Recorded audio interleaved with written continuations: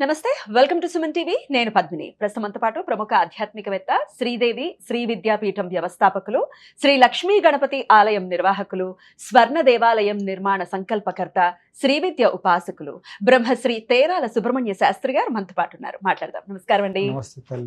వైవాహిక సమస్యలు ఉన్నాయండి అని చెప్పే వాళ్ళ సంఖ్య కూడా అధికంగానే ఉందండి. సఖ్యతా లోపాలు ఉన్నాయి అనేది క్రమేపీ ఏదో పెరుగుతూ వెళ్తుంది ఆ సమస్య.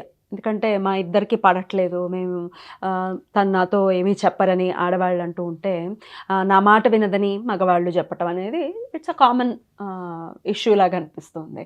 మరి ఈ వైవాహిక సమస్యల నుంచి బయటపడాలి, సఖ్యతా లోపాలు అసలు ఉండకూడదు మా భార్యాభర్తల మధ్య, అన్యోన్యత అనేది మాకు మళ్ళీ పెళ్ళైన కొత్తలో ఎలా ఉన్నాం అలా ఉండాలి అనుకునే పరిస్థితి రావాలి అని అంటే ఏం చేయాల్సి ఉంటుందండి? మంచి ప్రశ్నమ్మా.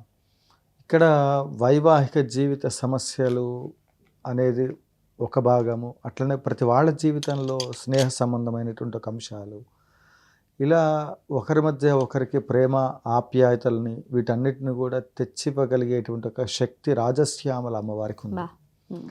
అసలు అమ్మవారు అన్ని ఇంకా అదే కదా రాజశ్యామల ఆ అమ్మవారి యొక్క సాధన.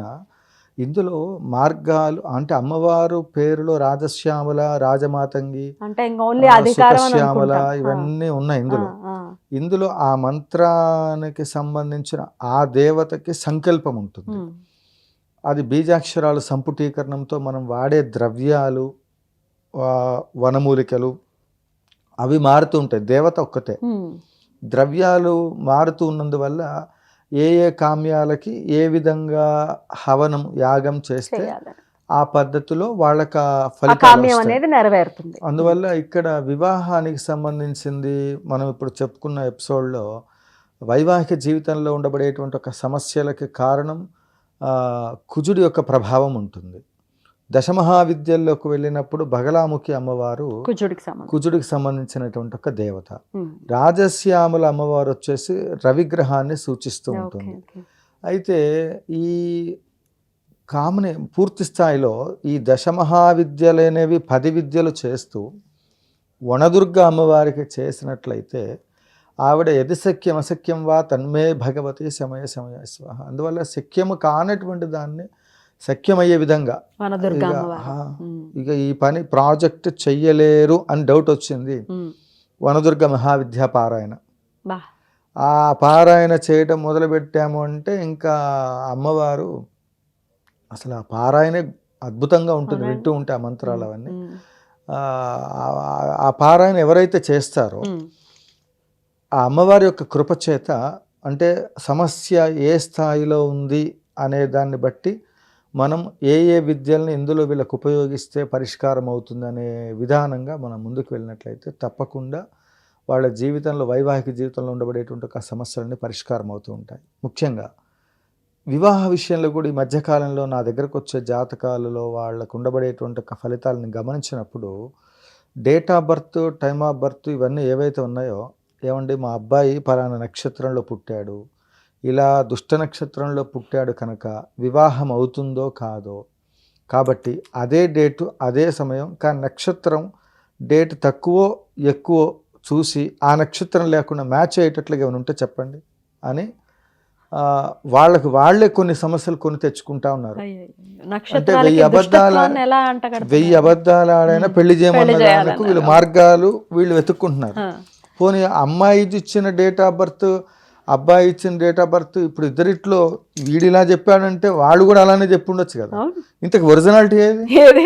ఇప్పుడు పెళ్ళిళ్ళు పెటాకులు ఎందుకు అవుతున్నాయంటే వీళ్ళు ఒరిజినల్ చెప్పట్లేదు, అమ్మాయి తరపు వాళ్ళు అబ్బాయి తరపు వాళ్ళు ఒరిజినల్ చెప్పట్లేదు. చివరికి మసిపూసి మారేడుకాయలు అన్నట్లు వాళ్ళిద్దరిని ఒక వేదిక పైన వివాహం చేస్తే వాళ్ళిద్దరు జాతకాలను బట్టి ఒకవేళ ఒరిజినల్ డేట్ ఆఫ్ బర్త్లో ఉండబడే ఫలితాలు దుష్ఫలితాలు అయితే ఆ 16 రోజులు పండగ పూర్తయ్యేలోపు చనిపోయిన వాళ్ళు ఎంతమంది ఉన్నారు. 16 రోజులు పండగ కాకముందు విడిపోయినటువంటి వాళ్ళు పెళ్లి మీద పీటల మీద నుంచి తనుకొని బయటకు తీసుకుని వెళ్ళిపోయే పరిస్థితులు వచ్చేటువంటి పరిస్థితి ఉంది. కాబట్టి శాస్త్రము ఎప్పుడూ కూడా తప్పు చెప్పదు. మనం వాటిని ఆచరించే విధానాల్లో మనల్ని మనమే మోసం చేసుకుంటున్నాం. నేను ఇంతకుముందు చెప్పినట్లుగా ఎవరేం తప్పు చేస్తున్నా పంచభూతాలు చూస్తూ ఉంటాయి. నేనేం తప్పు చేస్తున్నాను, నేను కరెక్ట్గా ఉన్నానా లేదా, అని నువ్వు మనంతటికి మనం నేను కరెక్ట్ అని అనుకున్నంత మాత్రము చేత అది వాస్తవ రూపాల్లోకి ఉండవు. పంచభూతముల సాక్షిగా ప్రతిదీ కూడా పరమేశ్వరుడు చూస్తూ ఉంటాడు. కాబట్టి ఆ కర్మ నిన్ను వెంటాడుతుంది. ఇప్పుడు ఆ విధంగా ఇబ్బందులు పాలై లేనిపోని ఇబ్బందులు తెచ్చుకోకుండా పేరు ప్రకారం చూద్దామనుకుంటే ఆ ముహూర్తాలు ఒకవేళ వ్యవహారిక నామ ప్రకారంగా చూసినప్పటికీ కూడా వివాహం చేసే సమయంలో ఎలాంటి దోషాలున్నా పురోహితుడికి పూర్తి భారాన్ని వదిలేయాలి. ఇప్పుడు ఈ మధ్యకాలంలో కూడా ఏమైపోతుందంటే ఉన్న ముహూర్తాలే తక్కువ, దానికి తగ్గట్టు సెకండ్ ఒపీనియన్లో అది ఇది అంత గందరగోళం అయిపోయి చివరికి అసలు సరైన వేదమంత్రాలతో వివాహ ప్రకరణ చేసే పరిస్థితి పురోహితులకి లేదు, ఇవ్వట్లా. అవును. దానికి కారణం ఏంటంటే విఐపీలు, అనేక రకాల హడావుడు, ఫోటోగ్రఫీ, వీడియోలు, వీళ్ళందరికి మళ్ళీ ఫోటోగ్రఫీ గురువు గారు మీరు మా వెంట పడితే ఎట్లాగంటే అక్కడ ఆ పరిస్థితులు మారిపోయినాయి.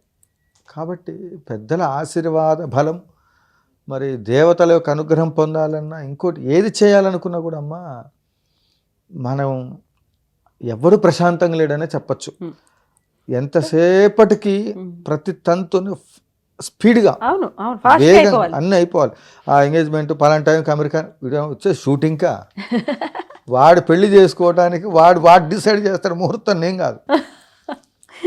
మేము పలానా టైంలో వస్తాం, పలానా టైంలో మేము పెళ్లి చేసుకుంటాం, ఆ టైంలో ముహూర్తాలు ఉన్నాయని. లేకపోతే సంవత్సరమైన ఆగాలంటే మళ్ళీ సంబంధం దొరకదు గురువు గారు ఇది పోతే. ఎందుకు ఆ తొందరపాటు తనము ఇవన్నీ కూడా రాసిపెట్టుంటూనే జరుగుతున్నాయి. వీటన్నిటిని అధిగమించాలంటే కూడా మరలా చెప్తున్నాను, ఈ యావత్ ప్రపంచం మొత్తం శాంతి ఉండాలంటే కూడా ప్రపంచ శాంతి యాగాలు జరిగే ప్రతి చోట ఒక సుబ్రహ్మణ్య శాస్త్రి చేస్తున్నారు, మీరందరూ మీ ఆస్తిపాస్తులను తెచ్చి అక్కడ పెట్టమంటారా, ఎక్కడ జరిగినా అక్కడ యాగాలకు సపోర్ట్ చేయాలి. ఇంకొక విషయం, ఇంతకుముందు మన ఎపిసోడ్లో చెప్పుకున్నట్లుగా ఇలా వేల కోట్ల రూపాయల ఆదాయాలు దేవాదాయ ధర్మాదాయ శాఖ ద్వారా వచ్చేటువంటి డబ్బులు కావచ్చు, అట్లనే భక్తులు హుండీలో సమర్పించి ధార్మిక మండలి ద్వారా నిర్వహిస్తున్న దేవాలయ వ్యవస్థలు అవ్వచ్చు, వాటి ద్వారా వచ్చే ఆదాయంలో ప్రతి దేవాలయానికి భక్తుడు వెళ్ళి విరాళాలు ఇస్తూ వ్యవస్థ నడిపిస్తున్నప్పుడు సంవత్సరానికి ఒక యాగం ఏ దేవాలయంలో ఎంతమంది చేశారనేది చెప్పండి. ఎవడు చేయలేడు. ఎందుకంటే యాగం చేయాలంటే అక్కడ బ్రాహ్మణ పోషణ, దానము, ధర్మము అన్నీ చేయాలి. దేవాలయానికి ఎందుకు విరాళం ఇస్తామయ్యా అంటే మనకు తెలియకుండా వచ్చినటువంటి ఒక పాప భూయిష్టమైనటువంటి ఒక సొమ్ముని ఎప్పుడైతే విరాళం ఇస్తున్నామో ఆ విరాళ రూపంలో ఆ విరాళం ఎప్పుడైతే అక్కడికి ఇచ్చేస్తామో ఈ పాపం అంతా దేవాలయానికి వెళ్తుంది. మళ్ళీ ఆ దేవాలయంలో అదంతా కూడా పవిత్రత చేకూరాలంటే ఆ ద్రవ్యాన్ని మళ్ళీ యాగం ద్వారా, అందుకే బ్రాహ్మణుడు అగ్నిహోత్రుడితో సమానం, గోవు అగ్నిహోత్రుడితో సమానం. ఈ రెండు అందుకే మంచిని తగలబెడుతుంది, చెడుని తగలబెడుతుంది. అందుకే బ్రాహ్మణ ఆరాధన సర్వదేవతలకి కూడా నమస్కారం చేసినట్లే. ఆరాధన దేవుడు ఎరుగండి, ద్వేషంతో రగిలిపోతున్నారు బయట సమాజంలో. అందుకే చెప్తున్నా, ఇక్కడ ఒక విషయం ఏంటంటే బ్రాహ్మణ ద్వేషము, అన్నద్వేషం ఈ రెండు వచ్చాయంటే పోయే కాలం దగ్గర ఉన్నట్టు. అంటే ఎందుకు చెప్తున్నాను ఈ మాట అంటే, వాడు అన్నం తింటలేదు అనుకోండి, అన్నద్వేషం వచ్చిందంటే ఇంకా వాడికి ఆయుష్ దగ్గరకు వచ్చినట్లే. అన్నం మీద వ్యతిరేకత రాకూడదు, అందుకే అన్నం పెట్టేటప్పుడు వద్దు అని అనకూడదు. ప్లస్ నెక్స్ట్ దాన్ని చీదరించుకోకూడదు. అది ఇష్టం ఉన్నా లేకపోయినా ఈ రోజు దొరికింది పరమేశ్వర నీ అనుగ్రహం అని చెప్పి మంచినీళ్ళైనా తీసుకోవాలి, అంటే అంత తృప్తిగా తీసుకోవాలి. అట్లనే అన్నద్వేషం, బంధుద్వేషం, వీడు మాట్లాడితే వీడు రావద్దు, వాడు రావద్దు, వీడితో మాట్లాడితే నేను ఒంటరిగా ఉండాలన్నాడు అనుకోండి, ఫినిష్. అన్నద్వేషం, బంధుద్వేషం, బ్రాహ్మణ ద్వేషం అస్సలు. బ్రాహ్మణ ద్వేషం వచ్చిందంటే కౌంట్ డౌన్ స్టార్ట్ అయినట్లే. ఆలోచించుకోవాలి. ఒక్కొక్క నిమిషం మీరు ఎక్కడ దాకా ఎందుకండి, శ్రీరామచంద్రమూర్తిని అన్నటువంటి వాళ్ళు రోజుల్లోనే కాలగర్భంలో కలిసిపోయిన వాళ్ళు ఉన్నారు. భగవంతుడు ఉన్నాడా లేదా అని నిరూపించాలి అంటే చేతబళ్ళు, మంత్రశాస్త్రం ఉంటే ఏదండి నిరూపించండి, నా మీద ఏమన్నా ప్రయోగం చేసి చూపించండి చూద్దామంటారు. ఏం అక్కర్లా. యాం కల్పయంతి నోరయః క్రూరాం కృత్యాం వాధుమివ తాం బ్రహ్మణ పరినిర్నుద్భ ప్రత్యుర్కర్తారి ముర్చ్యతని ఈ మంత్రాన్ని 11 సార్లు చెప్తే వాడు మళ్ళీ ఎవడికి కనపడ్డి అంత సనాతన ధర్మాన్ని రక్షించటం కోసం ఒక్కసారి ఉపాసన పరులందరూ ఈ సంబంధమైన రుక్పారాయణలు చేస్తే వాళ్ళెవరో మేము తలుచుకుంటే ఈ దేశాన్ని ఏదో చేద్దాం అనుకుంటున్నారేమో, లేదా గోస్ వ్యవస్థను అంటున్నారేమో. నేను ఒకటే చెప్తా ఉన్నా, ప్రత్యంగిర అమ్మవారి సాధన చేయండి. ప్రతోడు గోవుల్ని బ్రాహ్మణుల్ని ఈ సనాతన ధర్మం బాగుండాలి అంటే ప్రత్యంగిర అమ్మవారి సాధన చాలా శ్రేష్టం. అంటే అస్త్రశస్త్ర విద్యలు అంటారు ఇవి. అన్ని వెపన్స్ దగ్గర పెట్టుకుని ఎందుకు ఇట్లా ఉన్నామంటే ఎందుకని ఇట్లా ఉంటున్నాం. ఒక్కసారి వాటన్నిటిని విజృంభిస్తే కరాల వదనే